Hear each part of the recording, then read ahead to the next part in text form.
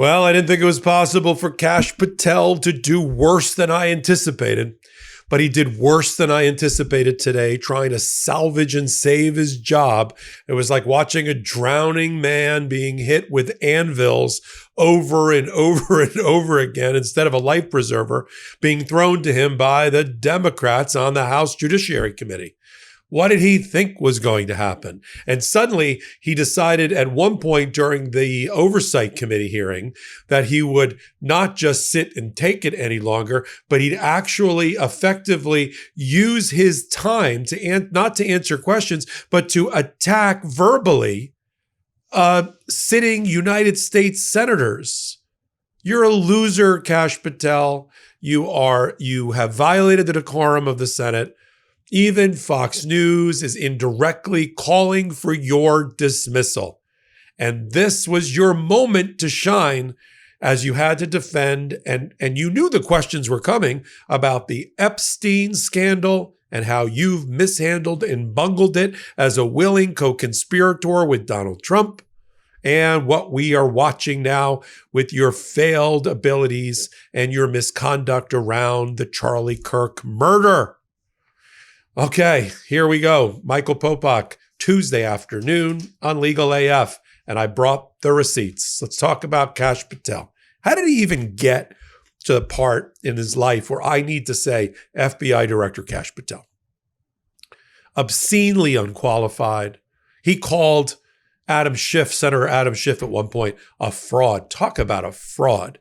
Kash Patel was a low-ranking legal aid lawyer, MAGA conspiracy theorist, right-wing podcaster that got onto Donald Trump's radar screen towards the end of the first administration and has been hanging around and hanging on ever since. He's so unqualified that when Donald Trump tried to put him into the CIA the last time around with John Ratcliffe, Ratcliffe said, "I will resign before I let you put Kash Patel anywhere near intelligence." But then this time around, there was no stopping Donald Trump, and he picked Kash Patel, hashtag $$ Patel, always shilling, always promoting, put him in as the head of the Federal Bureau of Investigation. This was a person who wrote in his books and stands by it that he created an enemies list of about 70 or 80 people he claimed were in the deep state that he was going to go after and the Trump administration should go after if they ever returned to power. And by the way, if you compare that list to the people that Donald Trump has gone after, there's a 1-to-1 correlation. So he lied to the American people in his confirmation hearing, a point that Senator Blumenthal pointed out early on in today's Oversight Committee hearing. And here's a clip. You'll recall well in January at your confirmation hearing before this committee, I raised the prospect of politically motivated retaliation, and you promised me, as you did other members of this committee, quote, every FBI employee will be held to the absolute same standard and no one will be terminated for case assignments. You went on to tell me, quote, all FBI employees will be protected against political retribution. And you assured one of my colleagues that you would honor the internal review process of the FBI. I'm not going to mince words. You lied to us. In the short time that you've been FBI director, you've presided over a rash of retaliatory firings. 3 FBI agents have recently sued you. They are FBI agents with 60 years between them of distinguished service, rescuing hostages, saving kids from predators, dismantling drug cartels, and their allegations, their civil allegations, are a searing indictment of your tenure as FBI director. But it's not just those 3. The FBI Agents Association has said that your actions, quote, distract agents from their work, foster fear that their assignments could cost them their careers, either now or under the next administration, and increase the risk of criminal and national security threats by undermining unity, and morale within the Bureau, end quote. This association, as you know, is voluntary. It represents 14,000 members, 90% of all the active agents. These are your employees saying that your performance has been unqualified and unfit. And there is mounting evidence that these retaliatory firings were the result of direction from the White House.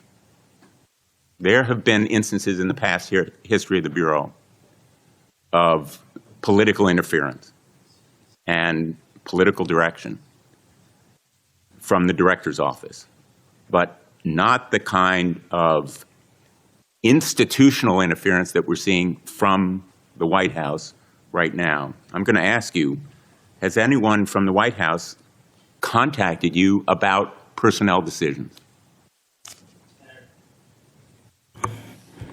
I completely disagree with your entire premise. Okay. Now, you'd think if Donald Trump put an incompetent in as the head of the Federal Bureau of Investigation, he would put a number two that knew what he was doing, right? Like a former FBI director or somebody that commands respect in the community. Nope, he picked another right-wing podcaster named Dan Bongino, who used to be a Secret Service agent. Not the same thing as running the FBI. So no one with organizational skills, no one with management skills, no one that's run an organization this large is anywhere near the levers of power for Donald Trump. So is it any wonder that Kash Patel has found himself in hot water time and time again? Let's take the Epstein scandal. He and Pam Bondi been battling it out for who's the dumbest member of the cabinet. It's a close call, by the way, and he works for Pam Bondi, ultimately because of her being the Attorney General for the Attorney General of the United States, Department of Justice. They've had a falling out over the Epstein affair. Bondi was ordering Kash Patel to immediately release all the files. Kash Patel didn't release all the files and blame Pam Bondi, then to try to feed the beast, which is the MAGA conspirators about the Epstein files and others who want to know what's in those files. Both of them wrote a joint letter in February that said, Kash Patel signed it, along with Bondi, that said, we're going to be completely transparent and every rock's going to be turned over and every piece of paper is going to be released to the American people. Of course, he was challenged about that today because we're now in September and those documents have not been released, other than 33,000 pages coming through the Oversight Committee and some other stray documents. That's it.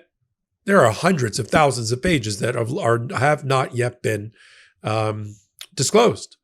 And when he talks about, for instance, let me show you this now. It's gone viral. This shouting match where Patel is triggered because he's being questioned hard about Epstein, as if he wasn't prepared for the questions. He didn't know they were coming. I did a version of it yesterday in one of my hot takes. Here's a clip. Said, move her to a prison not suitable for a sex offender. You want the American people to believe that? Do you think they're stupid? No, I think the American people believe the truth, that I'm not in the weeds on the everyday movements of you're inmates. Not in the weeds? What I am doing is protecting this country, providing historic reform, and combating the weaponization of intelligence by the likes of you. And we have countlessly proven you to be a liar in Russiagate, in January 6th. You are the biggest fraud to ever sit in the United States Senate. You are a disgrace to this institution and an utter coward. I'm not surprised.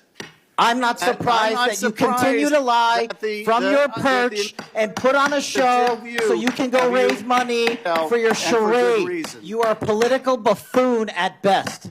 Well, you can take an internet troll. Take it to the bank that the FBI is protecting this country and the state and citizens of the California. We are bringing historic reform.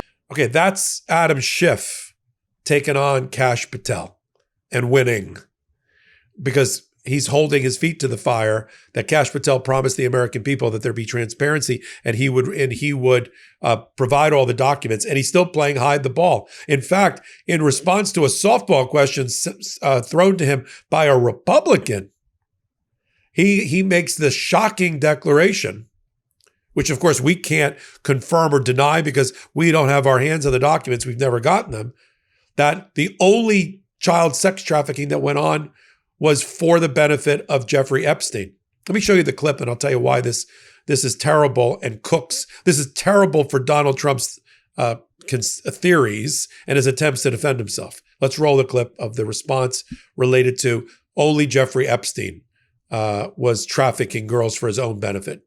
Here you go. I want to ask you about the Epstein files. Have you seen the Epstein files? I have not reviewed the entirety of it myself, but a good amount. Okay. Would it be fair to say that Mr. Epstein trafficked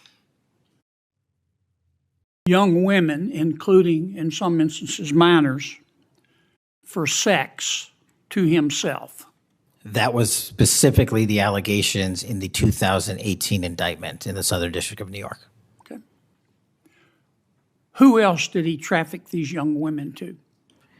In terms of what the investigation, again, going back to 2008, Mr. Acosta, who limited the investigation and limited the search warrants and limited the parameters of the investigation, the only thing we are able to speak to publicly, because he was given a non-prosecution agreement by Mr. Acosta, is that first time period from, I believe, don't quote me on this, 97 to 2001-ish.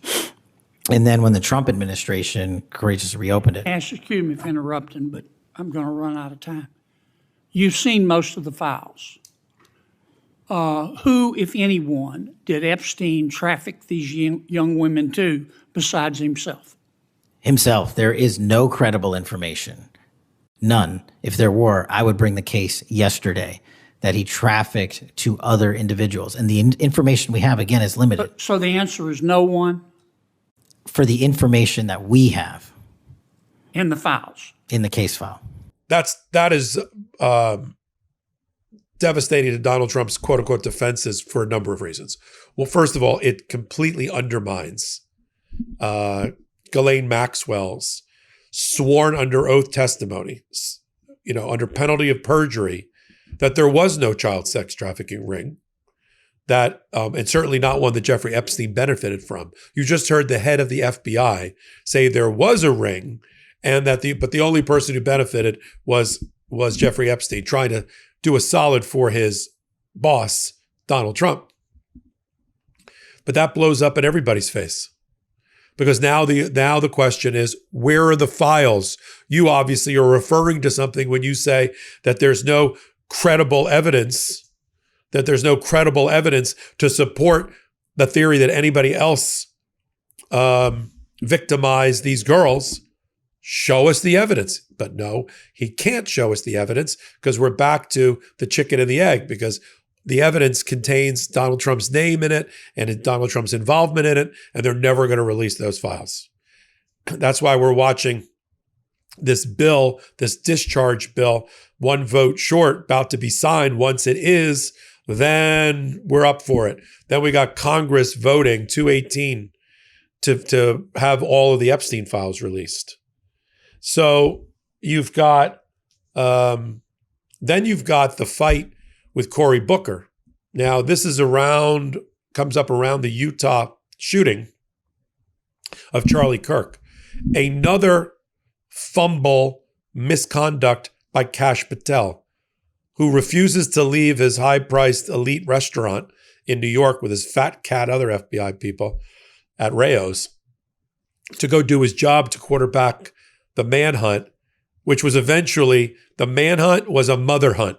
The mother turned in the kid, apparently, according to new reporting. Had nothing to do with the FBI, although he's trying to take credit for it. But he doesn't leave the dinner. He sits there, makes a false statement that there's the suspect is in custody, which he has to then refute an hour later, forcing Donald Trump to have to save his ass and save his bacon by going on Fox and Friends to talk about who's in custody and who's not at the president level. This is so bad that Fox has their knives out for him. How do I know? Because Fox News ran a piece that said the knives are out for Kash Patel. And then today they ran lawmakers grill Patel. That's not a life preserver, if you know what I mean, coming from Fox News. Let me show you the fight with Cory Booker, and you tell me who got the better of that fight. Again, he's not supposed to be there to fight and yell and scream at the senators. There's decorum that Chuck Grassley's struggling to maintain because he's got the gavel as the ranking member. But Cory Booker's not going to take his crap. He's not scared of Kash Patel. Let's run the clip. We're more vulnerable to domestic and foreign attack because of your failures of leadership. I don't think you're fit to hand the Bureau. But here's the thing, Mr. Patel. I think you're not going to be around long. I think this might be your last oversight hearing. Because as much as you supplicate yourself to the will of Donald Trump and not the Constitution of the United States of America, Donald Trump has shown us in his first term and in this term, he is not loyal to people like you. He will cut you loose. This may be the last time I have a hearing with you because I don't think you're long for your job. But I'm going to tell you this. I pray for you. I pray for you that you can step up and defend your oath, defend the Constitution, and do a much better job of defending this country. Thank you, Mr. Chairman. Do you want to say anything? Yes, sir. That rant of false information does not bring this country together. If you want to work on bringing this country, it's my time, not yours. My God.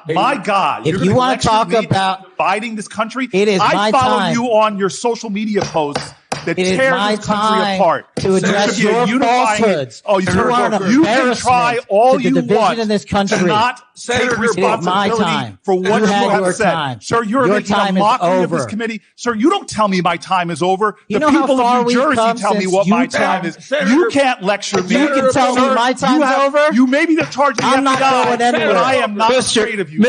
Mr. Chairman, Not afraid of you. Mr. Chairman, point of order. I don't know. They've lost their minds. They've taken a page, I think, from, I don't know, when Brett Kavanaugh was a Supreme Court justice and he started doing these angry, fiery responses back and, how dare you, Senator?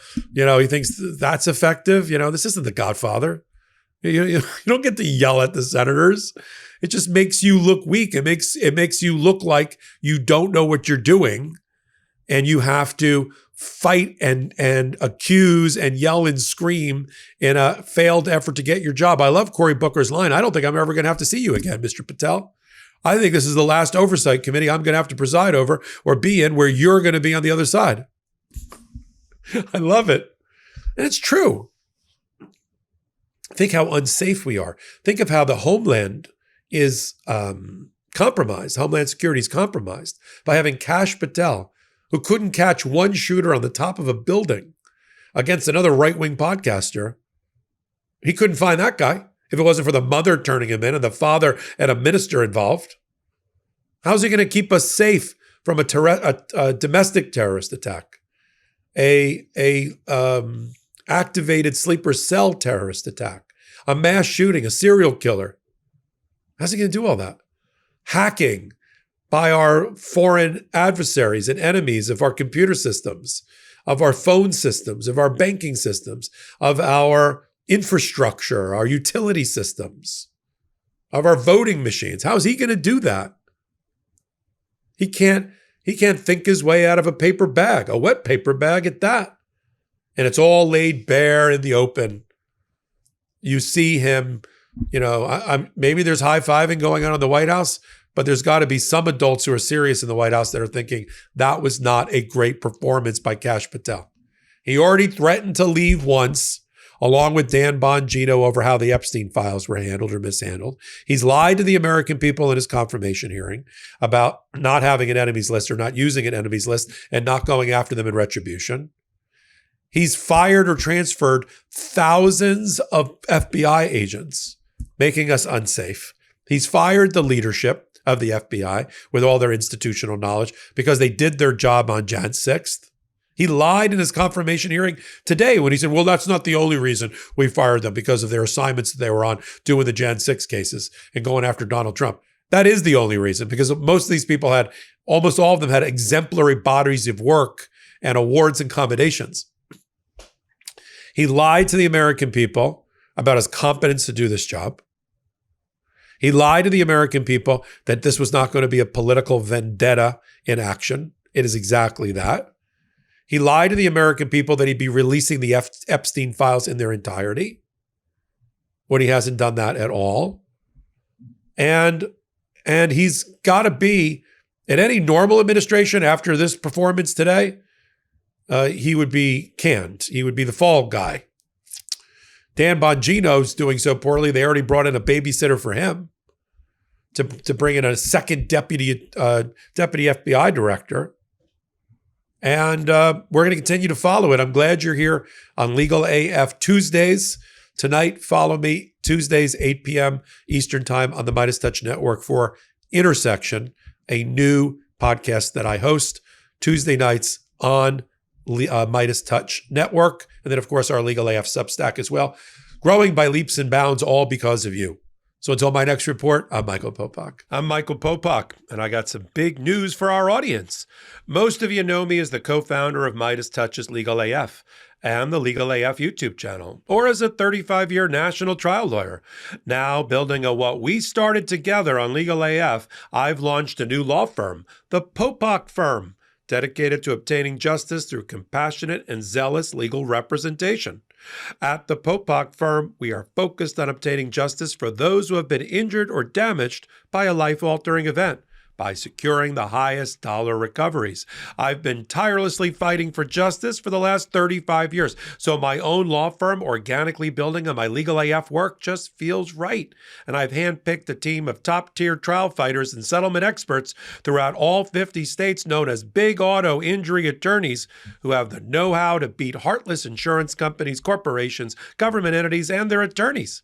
Big Auto's attorneys working with my firm are rock stars in their respective states, and collectively responsible for billions of dollars in recoveries. So if you or a loved one have been on the wrong side of a catastrophic auto, motor vehicle, rideshare, or truck accident, suffered a personal injury, or been the victim of medical malpractice, employment harassment or discrimination, or suffered a violation of your civil and constitutional rights, then contact the Popok Firm today at 1-877-POPOK-AF or by visiting my website at www.thepopokfirm.com and fill out a free case evaluation form. And if we determine that you have a case and you sign with us, we don't get paid unless you do. The Popok Firm, fighting for your justice every step of the way.